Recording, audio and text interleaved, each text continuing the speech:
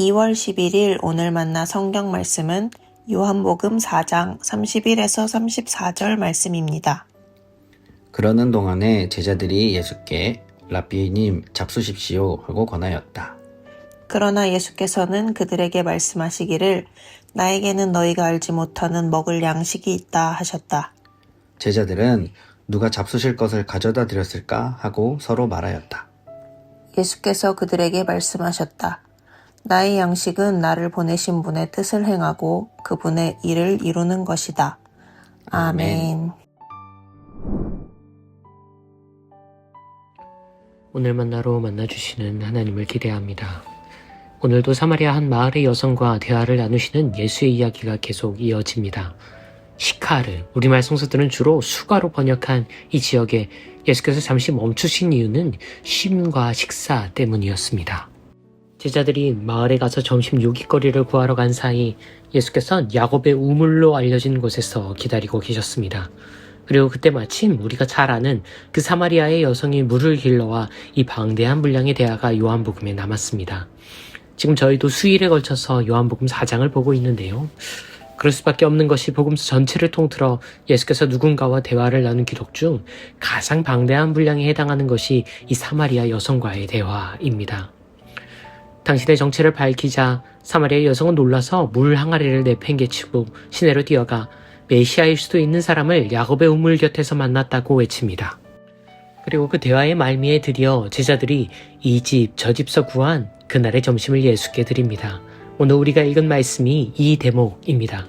한낮에 더위를 뚫고 체면 다 내려놓고 허기지 선생님을 위해 음식을 구해와 대접했건만 그분은 잡수시지도 않고 배부른 소리를 하십니다.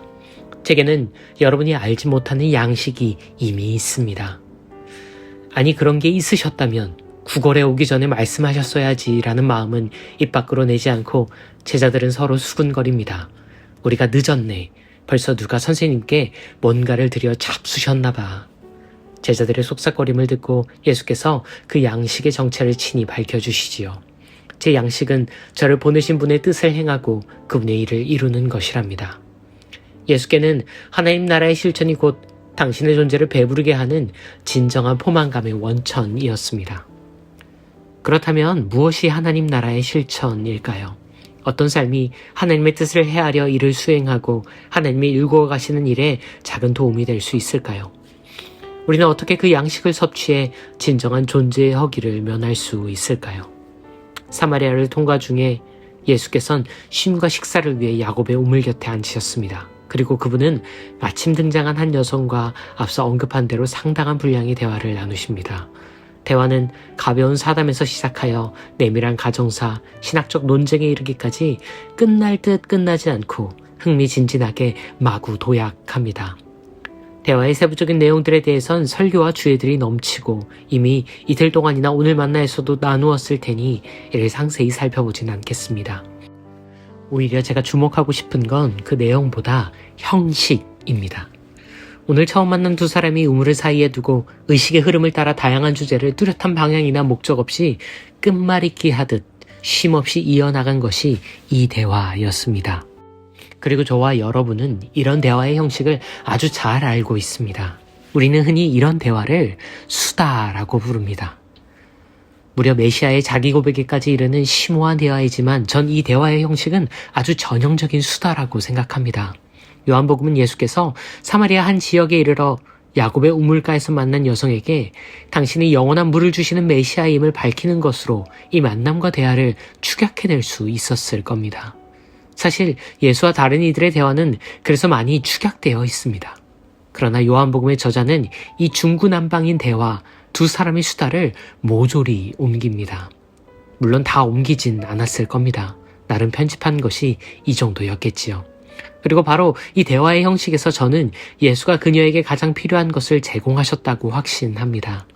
그녀에게는 이 수다가 필요했습니다. 그녀는 이렇게 조금만 찔러도 끊임없이 다방면의 주제를 쉼없이 말할 수 있는 사람입니다. 그런데 그녀에게는 이런 수다를 나눌 대상이 부재했습니다.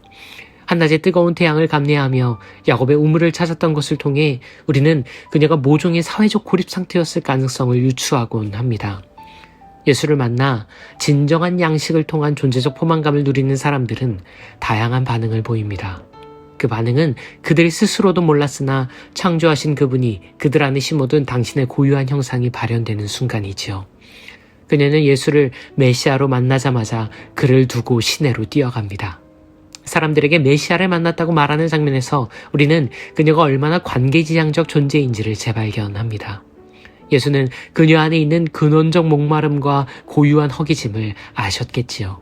그래서 그분은 그녀에게 이를 허락하십니다.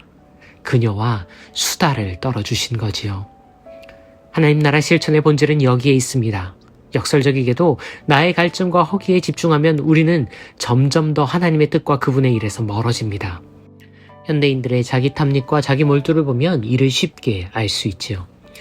스스로를 아무리 배불리려 해도 우리가 스스로의 허기에만 집중하면 아무리 먹어도 헛배부를 수밖에 없습니다. 아무리 마셔도 다시 목마를 수밖에 없습니다. 우리가 진정 그분의 양식을 통해 존재적 포만을 누리는 하나님 나라의 실천은 타인의 갈증과 허기를 채워주는 것입니다. 거창하고 대단한 것이 아닙니다. 따스한 인사의 말을 건네는 것, 수고스럽더라도 작은 친절을 베푸는 것, 그 누구에게든지 정중하고 무례하지 않는 것, 필요하다면 누군가에게 기꺼이 시간과 공간을 내어주는 것, 더 많이 가지는 것보다 지금 가진 것들 중 다른 이의 소유를 찾아내는 것, 고마움을 아낌없이 표현하는 것, 실수를 정확히 사과하는 것, 용서를 구하는 손을 외면치 않고 잡아주는 것, 나의 결여보다 내 주변의 필요에 민감해지는 것, 그 모든 것이 하나님 나라의 실천입니다. 이를 알면서도 우리는 이 작은 것들에 얼마나 많이 인색한지요. 그래서 늘 목마르고 배가 고픈 삶을 사나 봅니다.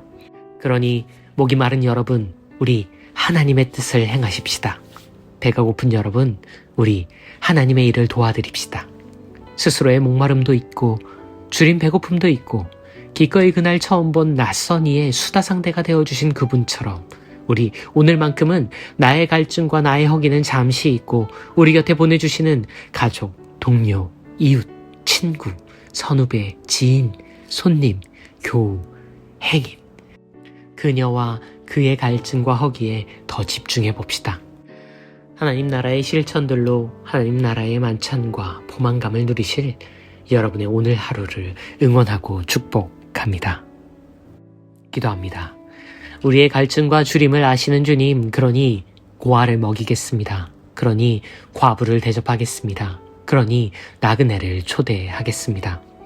서로를 통해 서로를 먹이시는 당신 나라의 원리와 방법대로 먹고 마시게 하소서. 온 세상을 잔치 공동체로 만드시는 분, 그리스도 예수님 그 이름으로 기도합니다. 아멘. 이제 두 가지 제목으로 기도합니다. 오늘 하루 내게 보내주신 목마르고 허기진 그 사람을 떠오르게 해달라고 청원하며, 이어서 바로 그를 위해 내가 할 수 있는 아주 구체적인 하나님의 나라의 실천을 결단하며 기도하신 후에 개인의 기도로 경건을 이어갑니다.